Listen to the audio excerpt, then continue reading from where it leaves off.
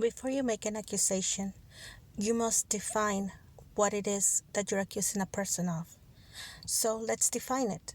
What is torture according to the United Nations? The UN Convention Against Torture, signed by the United States, defines torture as any act by which severe pain or suffering, whether physical or mental, is intentionally inflicted on a person for such purposes as obtaining from them or a third person information or a confession, punishing them for an act they have committed or are suspected of having committed, or intimidating or coercing them, or for any reason based on discrimination of any kind. Article 1, UN Convention Against Torture. Denying food, medical care, isolating a person, and psychologically pressuring them to sign their deportation all fall within this definition. But what does the Geneva Convention say? The Geneva Conventions, which protect civilians and detained persons in times of conflict, also apply during peacetime as basic humanitarian standards that the United States is a signatory of.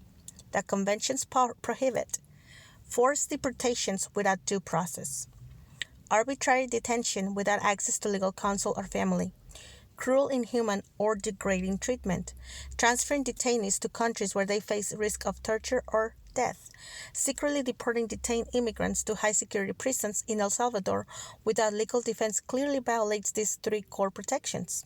Now, the International Covenant on Civil and Political Rights, ICCPR.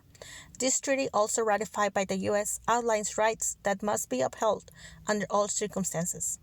The right not to be subjected to torture or cruel, inhuman, or degrading treatment, the right to due legal process, the right to communicate with legal counsel and family, the right not to be arbitrarily detained, the prohibition of indefinite detention without charges.